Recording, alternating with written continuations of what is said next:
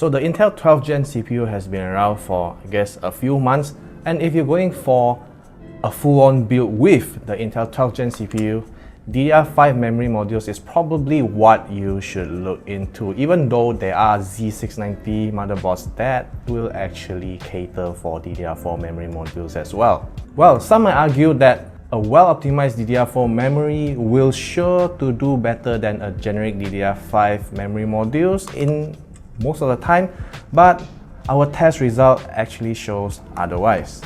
And before we get too far ahead, let's take a look at the DDR5 memory kit we will be talking about today, which is this tool, the PNY XLR8 Gaming MAKO DDR5 6000MHz.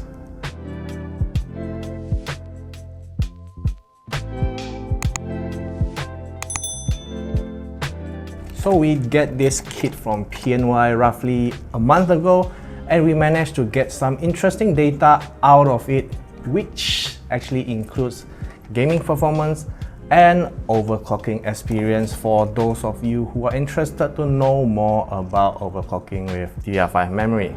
As the name XLR8 Gaming MAKO DDR5 is a bit too tedious to say throughout the entire video, I'll just call this pair of memory as MAKO DDR5 from now on. In case if you haven't heard of this kit before, let's take a dive into what's being announced previously. Back in November 2021, PNY actually announced two of their new DDR5 desktop memory kit.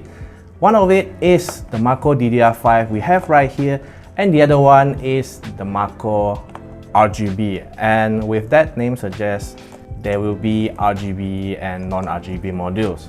Design-wise, the MAKO DDR5 right here has a very simple looking heatsink, but it still looks a lot better than the older design from the DDR4 we have seen in the past. So it's not as fancy as those RGB models we'll find out there, but its low profile design will sure to come in handy to some, and perhaps those of you who don't want any RGB lightings in your system will probably like it. So moving on to the overclocking, the MAKO DDR5 comes with a rather tight timing compared to some of the DDR5 memory kit you'll find out there that has the same frequencies.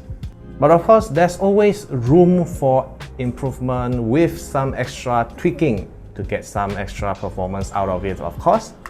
And since the one we have here actually uses a Hynix memory chips, which is known by the overclocking community now to have better overclocking capability, and of course it's better than the competitors. So the optimization part should be a lot easier to deal with. Now, if you don't plan to go high with the clocks, you can still tighten the timings a little bit more for a slightly better performance. In our case, we managed to tighten the timings from the original CL32 to DDR5 6000 CL30 with some slight adjustment to these voltages. You can refer to here, it's actually the VDDQ, VDD and IMC. It's at 1.4 for the VDD and VDDQ and 1.2 for IMC. The rest will be set to auto. Now do take note that your result may vary, of course, but it shouldn't be too far away from this range unless you're going for 1T on the command rate, which is only achievable on certain motherboards. So for the higher clocks, DDR5 6000 CL30 is the highest stable clock we can achieve. We're able to run some game benchmark and system stress tests without any issue, but the temperature is hitting at roughly about 60-ish at this point. Going any higher seems to be unstable for us, but we did manage to get the kit to go up to DDR5 6800 just for the fun of it.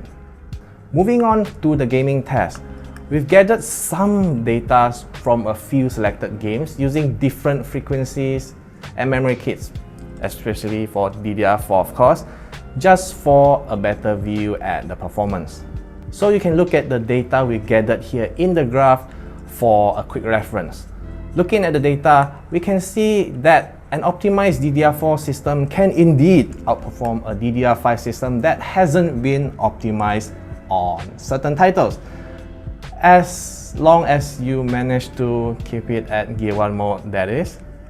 But as soon as we tighten the memory timings on the MAKO DDR5, a fairly optimized system with DDR5 memory will able to outperform and optimize DDR4 system even if it's just on Gear 2 mode. Though this doesn't apply to all the games of course, but based on the data we have, those that will take advantage of this will of course perform better, and that is if you're willing to take some time to optimize it.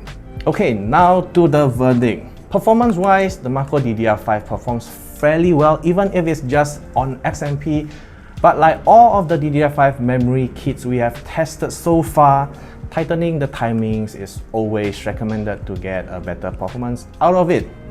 The MAKO DDR5 we have here clocks fairly well, I would say. It's not outstanding, but we still managed to get it to run at DDR5 6004 CL30 that is still able to show some noticeable improvement in games that we've tested. Of course, you might be able to get a better result that we have achieved here if you have a good CPU with strong IMC and a motherboard that can get the job done. And if you ask me if it's worth to get the MAKO DDR5, well, as PNY never really specified the price for the MAKO DDR5, we'll leave that aside for next time. But overall, I think the MAKO DDR5 is a pretty decent kit to consider for if you manage to find one that uses memory chip from Hynix.